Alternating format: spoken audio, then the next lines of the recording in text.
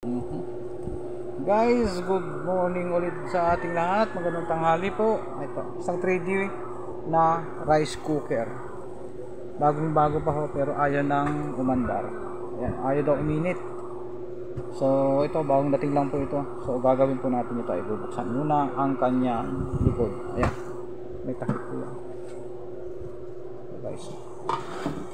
Ayan, buksan.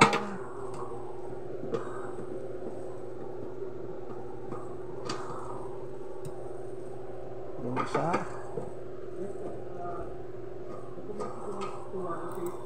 Doon pa yung isa.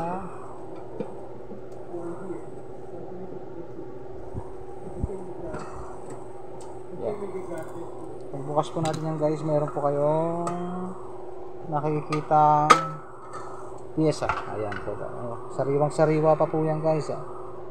Ayan. Malamang ito po nagsisira niyan. Ayan. Ito. Guys, ito po yung kanyang thermal fuse. Malamang yan po ay ang sira niyan. Ito. Yan, napapalitan po yan guys. Merong nagsasabi na pwedeng ano yan, rekta na lang. So, pwede naman po.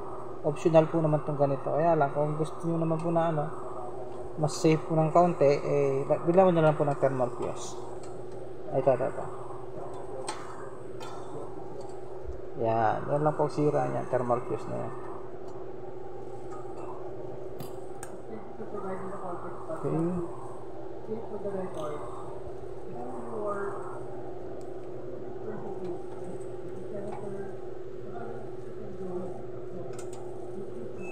Ayan guys, hindi sira.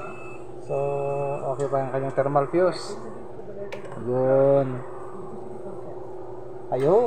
Ito guys, ayun, madumi na yun guys, kaya kailangan natin lihain lang guys.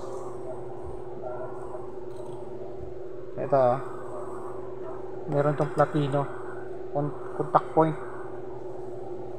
Yan lang guys ang lilihain natin. Okay guys, ayan, nalihan natin ng konti yung kanyang contact point dito. Yan, subukan natin ngayon na paanda rin. Ayan, okay guys, sinabi mo, iinit.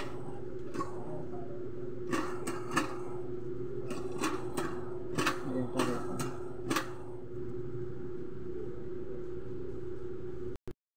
okay guys, ito nga.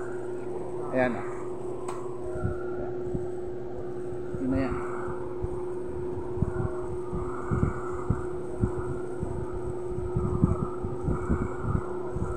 Ayan. Mainit na.